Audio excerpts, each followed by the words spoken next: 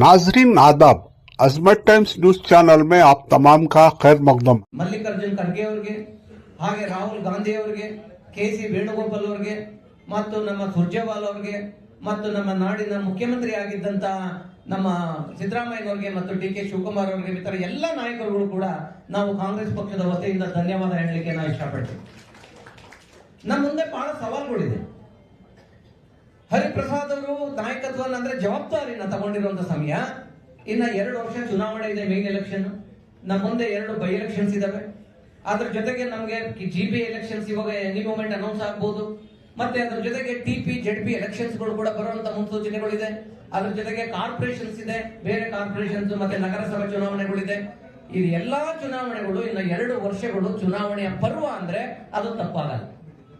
ಇಂಥ ಒಂದು ಸಮಯದಲ್ಲಿ ಡಿ.ಕೆ. ಶಿವಕುಮಾರ್ ಅವರು ಒಂದ್ ಕಡೆಯಿಂದ ಒಬ್ಬ ಕಾರ್ಯಕರ್ತನಾಗಿ ಇವತ್ತು ಮುಖ್ಯಮಂತ್ರಿ ಆಗಿದ್ರೆ, ಇನ್ನೊಂದ್ ಕಡೆ ಕಾರ್ಯಕರ್ತನಾಗಿ ಇವತ್ತು ಅಧ್ಯಕ್ಷರಾಗಿರುವಂತಹ ಬಿ.ಕೆ. ಹರಿಪ್ರಸಾದ್ ಅವರು, ಇವರಿಬ್ಬರ ಒಂದು ಕಾಂಬಿನೇಷನ್ ಇಡೀ ಒಂದು ಇದಕ್ಕೆ ರಾಜ್ಯಕ್ಕೆ ಒಂದು ಮಾದರಿಯಾಗಿ ತುಂಬಾ ದೊಡ್ಡ ಒಂದು ಬಲಿಷ್ಠವಾದಂತ ನಾಯಕತ್ವ ಇವರಿಬ್ಬರದು. ಅದ್ರ ಜೊತೆಗೆ ನಮ್ಗೆಲ್ಲ ಅಡ್ವೈಸ್ ಮಾಡ್ಲಿಕ್ಕೆ ಸೈಲೆಂಟ್ ಆಗಿರಪ್ಪ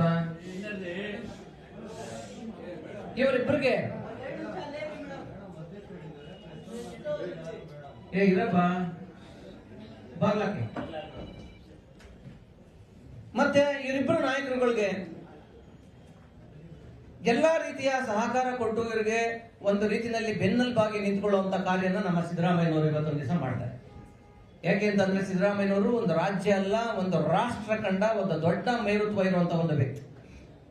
ಇವತ್ತು ಕಾಂಗ್ರೆಸ್ ಪಕ್ಷದ ಕಟ್ಟಾಳ, ಕಾಂಗ್ರೆಸ್ ಪಕ್ಷ ತಗೊಂಡಂತ ಡಿಸಿಷನ್ ಇವತ್ತೇನು ರಾಷ್ಟ್ರದಲ್ಲಿ ಇವತ್ತು ಏನೇನೋ ಅವರ ಲೆಕ್ಕಾಚಾರಗಳು, ವಿರೋಧ ಪಕ್ಷಗಳದು ಮತ್ತೆ ಬೇರೆಯವರೆಲ್ಲ ಲೆಕ್ಕಾಚಾರಗಳು ಏನಿತ್ತು ಅದನ್ನ ಬುಡಬೇನು ಮಾಡಿ ಇವತ್ತೊಂದು ದಿವಸ ಯಾವುದೇ ಸಮಸ್ಯೆ ಇದ್ದಂಗೆ ಇವತ್ತು ನಮ್ಮ ಪಕ್ಷ ಹೈಕಮಾಂಡ್ ಏನು ನಮ್ಗೆ ಒಪ್ಪಿಗೆ ಕೊಡ್ತಾರೆ ಅವ್ರ ಪ್ರಕಾರ ನಾವು ನಡ್ಕೋತೀವಿ ಅನ್ನೋ ಒಂದು ಇದನ್ನ ದೊಡ್ಡ ರೀತಿಯಲ್ಲಿ ತೋರಿಸಿದಂತ ಒಬ್ಬ ಮಹಾನ್ ವ್ಯಕ್ತಿ ಅಂದ್ರೆ ಇವತ್ತು ಸಿದ್ದರಾಮಯ್ಯನವರು. ಅಂತ ಒಂದು ನಾಯಕತ್ವದ ಕೆಳಗಡೆ ಇವರೆಲ್ಲರೂ ಕೂಡ ಇವತ್ತೊಂದು ದಿವಸ ಈ ಒಂದು ಜವಾಬ್ದಾರಿನ ನಿರ್ವಹಣೆ ಮಾಡಬೇಕಾಗಿದೆ.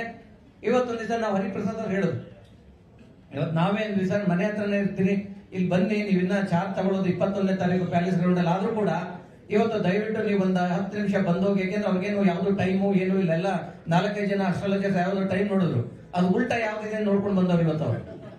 ಆ ಟೈಮ್ ನ ಬಿಟ್ಟು ಬೇರೆ ಟೈಮಲ್ಲಿ ಬಂದವ್ರೆ, ಗೊತ್ತಾಯ್ತಾ? ಸೊ ಅದರಿಂದ ಈಗ ಅವ್ರಿಗೆ ಬನ್ನಿ, ಇಲ್ಲೆಲ್ಲ ಕಾರ್ಯಕರ್ತರೆಲ್ಲ ಒಂದ್ಸರಿ ಇದಾಗುತ್ತೆ. ಯಾಕಂದ್ರೆ 21 ತುಂಬಾ ದೂರ ಇದೆ, ಅದರಿಂದ ನೀವೆಲ್ಲ ನಿಮ್ ಡೈರೆಕ್ಷನ್ ಬಹಳ ಮುಖ್ಯವಾಗಿದೆ, ಇವಾಗ ಮಾಡ್ಬೇಕು ಅನ್ನೋ ಕಾರಣಕ್ಕೆ ನಾವು ಇವತ್ತು ಅವ್ರನ್ನ ಕರೆದಿದ್ದೀವಿ. 21ನೇ ತಾರೀಕು ಪ್ಯಾಲೇಸ್ ಗ್ರೌಂಡ್ ಅಲ್ಲಿ ಒಂದು ದೊಡ್ಡ ಕಾರ್ಯಕ್ರಮನ ನಾವು ಮಾಡ್ತಾ ಇದ್ದೀವಿ. ಅವತ್ತಿನ ಸಂಖ್ಯೆ ಅಂತಂದ್ರೆ ಹರಿಪ್ರಸಾದ್ ಅವರು ಹೇಳಿದ್ರು, ನನಗೆ ದೊಡ್ಡ ಕಾರ್ಯಕ್ರಮದ ಅವಶ್ಯಕತೆ ಇಲ್ಲ, ಸಿಂಪಲ್ ಆಗಿ ನಾನು ಚಾರ್ಜ್ ತಗೋತೀನಿ, ಇಲ್ಲೇ ಬಾರ ಜೋಡ ಭವನದಲ್ಲಿ ಕಾರ್ಯಕರ್ತರ ಸಮ್ಮುಖದಲ್ಲಿ ನಾನು ತಗೋತೀನಿ ಅಂತ ಹೇಳುದು. ಆದ್ರೆ ನಮ್ಮ ಪಕ್ಷ ನ್ಯಾಷನಲ್ ಪಾರ್ಟಿ 140 ವರ್ಷ ಇತಿಹಾಸ ಇರುವಂತ ಪಕ್ಷ, ನಾವು ಬರೀ ಒಂದು ಇದರೊಳಗಡೆ ತಗೊಳಕ್ಕಾಗಲ್ಲ ಅಂತ ಪಕ್ಷ ನಿರ್ಧಾರ ಮಾಡಿ ಪ್ಯಾಲೇಸ್ ಗ್ರೌಂಡ್ ಅಲ್ಲಿ ಕಾರ್ಯಕ್ರಮನ ಮಾಡಬೇಕು ಅಂತ ನಿರ್ಧಾರ ತಗೋತು ಪಕ್ಷ. ಅವತ್ತು ದಿವಸ ಹೊಸದಾಗಿ ಮುಖ್ಯಮಂತ್ರಿ ಆಗಿರುವಂತಹ ನೂತನ ಮುಖ್ಯಮಂತ್ರಿಗಳು ಈಗಾಗಲೇ ತನ್ನ ಸ್ಥಾನಕ್ಕೆ ರಾಜೀನಾಮೆ ಕೊಟ್ಟಿದ್ದು, ಇದಕ್ಕೆ ಅದು ಪಕ್ಷದ ಅಧ್ಯಕ್ಷ ಸ್ಥಾನಕ್ಕೆ ರಾಜೀನಾಮೆ ಕೊಟ್ಟಿದ್ದು. ಅವತ್ತು ಅವರು ಬಂದು ಹರಿಪ್ರಸಾದ್ ನೂತನವಾಗಿ ಆಯ್ಕೆ ಆಗಿರುವಂತಹ ಹರಿಪ್ರಸಾದ್ ಅವರಿಗೆ ಅಫಿಷಿಯಲ್ ಆಗಿ ಚಾನ್ಸ್ ಕೊಡುವಂತ ದಿನ 21ನೇ ತಾರೀಕು ಜೂನ್ ಪ್ಯಾಲೇಸ್ ಗ್ರೌಂಡ್ ಅಲ್ಲಿ ಬೆಳಗ್ಗೆ 11 ಗಂಟೆಗೆ ಕಾರ್ಯಕ್ರಮ ಪ್ರಾರಂಭ ಆಗುತ್ತೆ. ಎಲ್ಲಾ ಕಾರ್ಯಕರ್ತರು ಎಲ್ಲಾ ಕಡೆಯಿಂದ, ಬರೀ ಕಾರ್ಯಕರ್ತರನ್ನು ಮಾತ್ರ ವಾಲಂಟರಿ ಬರ್ಲಿಕ್ಕೆ, ನಾವ್ ಯಾರನ್ನು ಕೂಡ ಜನ ಸೇರಿಸುವಂತದ್ದಾಗ್ಲಿ ಇನ್ನೊಂದಾಗ್ಲಿ ಯಾರಿಗೂ ನಾವು ಕರೆ ಕೊಟ್ಟಿಲ್ಲ, ಕರ್ಕೊಂಡ್ ಬರಬಾರ್ದು, ಕಾರ್ಯಕರ್ತರೇ ಬರಬೇಕು ಅನ್ನೋ ಒಂದು ಡಿಸಿಷನ್ ತಗೊಂಡು ಬ್ಲಾಕ್ ಪ್ರೆಸಿಡೆಂಟ್ಸ್ ಇಂದ ಹಿಡಿದು ವಾರ್ಡ್ ಪ್ರೆಸಿಡೆಂಟ್ಸ್ ಇಂದ ಹಿಡಿದು ಅವ್ರಿಗೆ ಆಥರೈಸೇಷನ್. ಯಾಕೆಂತಂದ್ರೆ ತಮ್ಮ ಒಬ್ಬ ಕಾರ್ಯಕರ್ತ ತಮ್ಮ ಹಂತದಿಂದ ಇವತ್ತೇನು ಕೆಪಿಸಿಸಿ ಅಧ್ಯಕ್ಷರಾಗಿದ್ದಾರೆ ಅಂತವ್ರನ್ನ ಒಂದು ಚಾರ್ಜ್ ಟೇಕಿಂಗ್, ಇದು ಚಾರ್ಜ್ ಅಂದ್ರೆ ಅಧಿಕಾರ ಹಸ್ತಾಂತರ ಅಲ್ಲ, ಜವಾಬ್ದಾರಿ ಹಸ್ತಾಂತರ. ಅಧಿಕಾರ ಅಂತ ಹೇಳಿದ್ರೆ ತಪ್ಪಾಗುತ್ತೆ, ಇದು ಜವಾಬ್ದಾರಿ ಹಸ್ತಾಂತರ. ಆ ಕಾರಣಕ್ಕೆ ಇವತ್ತೊಂದು ದಿವಸ ನಿಮ್ಗೆಲ್ಲ ಗೊತ್ತಿದೆ, ಎಲ್ಲಾರು ಒಂದು ಅಭಿಲಾಷೆನೂ ಕೂಡ ಏನಂತ ಇತ್ತು ಅಂತ ಅಂದ್ರೆ ಹರಿಪ್ರಸಾದ್ ಅವರು ಮಂತ್ರಿ ಆಗ್ತಾರೆ ಅಂತ.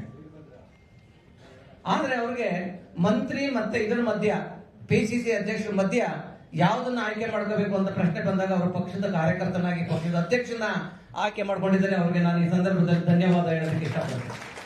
ಪ್ರತಿಯೊಬ್ಬರು ಅಧಿಕಾರ ಬೇಕು ಅಂತಾರೆ, ಸರ್ಕಾರದಲ್ಲಿ ಅಧಿಕಾರ ಬೇಕು ಅಂತಾರೆ, ಆದ್ರೆ ಪಕ್ಷದ ಕಾರ್ಯಕರ್ತನಾಗಿ ಸರ್ಕಾರ ಇದ್ದಾಗ ದುಡಿಬೇಕು ಅನ್ನೋರು ಬಹಳ ಕಮ್ಮಿ. ಅದರಲ್ಲಿ ಒಂದು ತನ್ನ ವ್ಯಕ್ತಿತ್ವನ ತೋರಿಸಿದಂತ ವ್ಯಕ್ತಿ ಅಂತ ಅಂದ್ರೆ ಅದು ಬಿ ಕೆ ಹರಿಪ್ರಸಾದ್ ಅವರು. ನಾನು ಇನ್ನ ದುಡಿತೀನಿ ನಾನು 2028ಕ್ಕೆ ಮತ್ತೆ 29ಕ್ಕೆ ಲೋಕಸಭೆ ಅಸೆಂಬ್ಲಿ ಎಲೆಕ್ಷನ್ ಏನಿದೆ ಮತ್ತೆ ಪಾರ್ಲಿಮೆಂಟ್ ಎಲೆಕ್ಷನ್ ಇದೆ, ಎರಡೂ ಚುನಾವಣೆಗಳನ್ನ ಗೆಲ್ಲೋದಕ್ಕೆ ನಾನು ಸಹಕರಿಸ್ತೀನಿ, ಜೊತೆಲಿ ಕೆಲಸ ಮಾಡ್ತೀನಿ ಅಂತ ಹೇಳಿ. ಯಾಕೆಂದ್ರೆ ನಾವೆಲ್ಲ ಆರ್ಗನೈಸೇಷನ್ ಅಲ್ಲಿ ಹೇಗೆ ಕೆಲಸ ಮಾಡಬೇಕು ಅಂತ ಅವ್ರಿಗೆ ಯಾರು ಹೇಳ್ಕೊಡೋ ಅವಶ್ಯಕತೆ ಇಲ್ಲ, ಅವರಿಂದ ಕಲಿಬೇಕಾಗಿರೋದು ಬಹಳ ಇದೆ. ಅದರಿಂದ ಅವ್ರಿಗೆ ಇರುವಂತ ಪ್ಲಾನ್ಗಳು ಮತ್ತೆ ಡಿ ಕೆ ಶಿವಕುಮಾರ್ ಮತ್ತೆ ಅವರಿಬ್ಬರ ಕಾಂಬಿನೇಷನ್ ಅಲ್ಲಿ, ಸಿದ್ದರಾಮಯ್ಯನವರ ಕಾಂಬಿನೇಷನ್ ಅಲ್ಲಿ, ಈ ಮೂರು ಜನದ ಕಾಂಬಿನೇಷನ್ ಅಲ್ಲಿ ಬಲಿಷ್ಠವಾದಂತಹ ನಾಯಕತ್ವದಲ್ಲಿ ನಾವು 28ಕ್ಕೆ ಚುನಾವಣೆಯಲ್ಲಿ ಗೆಲ್ತೀವಿ. ಮತ್ತೆ 29ಕ್ಕೂ ಕೂಡ ಅತಿ ಹೆಚ್ಚಿನ ರೀತಿಯಲ್ಲಿ ಲೋಕಸಭಾ ಎಂಪಿಗಳನ್ನ ನಾವು ರಾಷ್ಟ್ರಕ್ಕೆ ಕೊಡಬೇಕು ಅನ್ನೋ ನಿರ್ಧಾರನ ತಗೊಂಡು ಇವತ್ತೊಂದ್ ದಿವಸ ನಿಮ್ಮ ಮೂಲಕ ನಾನು ಕೇಳ್ಕೊಳ್ಳೋದಿಷ್ಟೇ, ಪ್ರತಿಯೊಬ್ಬ ಕಾರ್ಯಕರ್ತನು ಅವತ್ತೊಂದ್ ದಿವಸ ಬಂದು ಅಟೆಂಡ್ ಆಗಿ ನಿಮ್ಮ ಅಧ್ಯಕ್ಷನ ನೀವು ಸ್ವಾಗತ ಮಾಡಿ ಅಂತ ನಾನು ಈ ಸಂದರ್ಭದಲ್ಲಿ ಕೇಳ್ಕೊಳ್ತೀನಿ. ಇನ್ನು ಏನಾದ್ರೂ ವಿಚಾರ ಇದ್ರೆ 21ನೇ ತಾರೀಕು ನಂತರ ಮಾತಾಡೋಣ. ಈಗ ಪತ್ರಿಕಾಗೋಷ್ಠಿ ಇಲ್ಲಿ ಹರಿಪ್ರಸಾದ್ ಅವರು ಮಾತಾಡೋದು ಈಗ ಬೇಡ ಅಂತ ನನ್ನ ಅನಿಸಿಕೆ ಕೂಡ. ಏನಾದ್ರೂ ಇದ್ರೆ ಒಂದು ಸಣ್ಣ ಪುಟ್ಟ ಕಾರ್ಯಕ್ರಮಕ್ಕೆ ಸಂಬಂಧಪಟ್ಟಂಗೆ ನೀವು ಕೇಳ್ಬೋದು, ಒಂದೆರಡು ಕ್ವಶನ್. ಅಧ್ಯಕ್ಷರು ಒಂದು 2 ನಿಮಿಷ ನಿಮ್ಗೆಲ್ಲ ವಿಶ್ ಮಾಡ್ತಾರೆ. Thank you. ಎಲ್ರಿಗೂ ನಮಸ್ಕಾರ. ಇವತ್ತು ಪ್ರದೇಶ್ ಕಾಂಗ್ರೆಸ್ ಕಮಿಟಿಯ ಮಾಧ್ಯಮದ ವಿಭಾಗದಿಂದ ನಮ್ಮೆಲ್ಲರಿಗೂ ಸಹ ಒಂದು ಆಹ್ವಾನವನ್ನು ಕಳಿಸಿದ್ದಾರೆ. ಆದ್ದರಿಂದ ನಾನು ಸಹ ಇಲ್ಲಿ ಬರಬೇಕಾಯಿತು. ನನ್ನ ಈ ಒಂದು ಪತ್ರಿಕಾಗೋಷ್ಠಿ ಕೇವಲ ಸೌಜನ್ಯದ ಭೇಟಿ ಅಂತ ತಿಳ್ಕೊಳ್ತೇನೆ. ಯಾಕಂದರೆ ಭಾಳಷ್ಟು ಜನ ಪತ್ರಕರ್ತರು ನನಗೆ ವ್ಯಕ್ತಿಗತವಾಗಿ ಪರಿಚಯ ಇದ್ದೀರಿ, ಕೆಲವರು ದೂರದಿಂದ ಪರಿಚಯ ಇದ್ದೀರಿ, ಯಾರೂ ಅಷ್ಟು ದೂರ ಇಲ್ಲ ನನಗೆ. ಆದ್ರೂ ಕೂಡ ಕಾಂಗ್ರೆಸ್ ಪಕ್ಷಕ್ಕೆ ಅಧ್ಯಕ್ಷನಾದ ಮೇಲೆ, ಯಾಕಂದರೆ ಒಂದು ವಾರ ಆಯಿತು, ಒಂದು ವಾರ ಆದಮೇಲೆ ಜಾಸ್ತಿ ದಿವಸ ನಾವು ಕಾಂಗ್ರೆಸ್ ಆಫೀಸ್ಗೆ ಹೋಗಿಲ್ಲ ಅಂತ ಆಗಬಾರ್ದು, ನೀವು ಬೇರೆ ಥರ ಬರೀತೀರಾ. ಅದಕ್ಕೋಸ್ಕರ ಒಂದು ಸೌಜನ್ಯದ ಭೇಟಿ ಮಾಡಿ ನಿಮ್ಮನ್ನೆಲ್ಲರೂ ಸಹ ಭೇಟಿ ಮಾಡಿ, ನೀವು ಟೀ ಕುಡಿಯೋಂಗಿದ್ರೆ ನಾನು ನಿಮ್ಮ ಜೊತೆ ಟೀ ಕುಡಿದು ಅದಕ್ಕೇನಂತೀರ ಕುಶಲೋಪಕಾರಿ ಅದನ್ನು ಮಾಡಿಕೊಂಡು ಹೋಗೋಣ. 21ನೇ ಇವರು ಪ್ರದೇಶ್ ಕಾಂಗ್ರೆಸ್ ಕಮಿಟಿಯಿಂದ ಚಂದ್ರಶೇಖರ್ ಅವರು ಹೇಳಿದಾಗೆ 21ನೇ ತಾರೀಕು ಜವಾಬ್ದಾರಿಯನ್ನು ನನಗೆ ಕೊಡ್ತಾ ಇದ್ದಾರೆ. ಆ ಜವಾಬ್ದಾರಿ ತೆಗೆದುಕೊಳ್ತೀನಿ. ಬಂದಿದ್ದ ಕಾರಣ ಇಷ್ಟೇ, ಚಂದ್ರಶೇಖರ್ ವರ್ಕಿಂಗ್ ಪ್ರೆಸಿಡೆಂಟು ಅಂತ ಹೇಳಿದರೆ ನಾನು ಬರ್ತಾ ಇರಲಿಲ್ಲ. ಅವರು ಈಗ acting president. D K Shivakumar ಅವರು ರಾಜೀನಾಮೆ ಕೊಟ್ಟ ಮೇಲೆ ಅವರು ಇನ್ಚಾರ್ಜು PCC ಜನರಲ್ ಸೆಕ್ರೆಟರಿ, ಅದು ವರ್ಕಿಂಗ್ ಪ್ರೆಸಿಡೆಂಟು. ಆದ್ದರಿಂದ ಅವ್ರು ಹೇಳಿದ ಮೇಲೆ ನಾವು ಬರಬೇಕಾಗತ್ತೆ. ಬಂದಿದ್ದೀವಿ. 21ನೇ ತಾರೀಕು ಆದಮೇಲೆ ರೆಗ್ಯುಲರ್ ಆಗಿ ನಾನು ಬೇರೆ ಎಲ್ಲೂ ಭೇಟಿ ಮಾಡೋದಿಲ್ಲ, ಪತ್ರಕರ್ತನ PCC ಆಫೀಸಲ್ಲೇ ಭೇಟಿ ಮಾಡ್ತೀನಿ ಅಂಥೇಳಿ ತಾವೆಲ್ಲರೂ ಸಹ ಬಂದಿದ್ದೀರಿ. ಧನ್ಯವಾದಗಳು. ನಮಸ್ಕಾರ. ನೋಡಿ, ಯಾರು ಬೇರೆ PCC ಪ್ರೆಸಿಡೆಂಟ್ ಆಗಿದ್ರೆ ಒಬ್ಬ ವರ್ಕಿಂಗ್ ಪ್ರೆಸಿಡೆಂಟ್ ಆಕ್ಟಿಂಗ್ ಪ್ರೆಸಿಡೆಂಟ್ ಅಂತ ಹೇಳ್ತಾ ಇರಲಿಲ್ಲ. ಇನ್ನೊಂದ್ಸರಿ ಹೇಳ್ಬೇಕಾಯ್ತು ಹರಿಪ್ರಸಾದ್ ಅವರು ನನ್ನ ಆಕ್ಟಿಂಗ್ ಪ್ರೆಸಿಡೆಂಟ್ ಅಂತ. ಅದಾಯ್ತಾ? ಸೊ ಅದು ಏನಾದ್ರೂ ಅದು ಉದಾರತೆ ಇದೆ ಅಂತಂದ್ರೆ ಆರ್ಗನೈಸೇಷನ್ ಇಂದ ಬಂದವ್ರಿಗೆ ಮಾತ್ರ ಸಾಧ್ಯ ಹೊರತು ಬೇರೆ ಯಾರನ್ನು ಆ ಮಾತನ್ನ ಹೇಳೋಕ್ಕಾಗಲ್ಲ.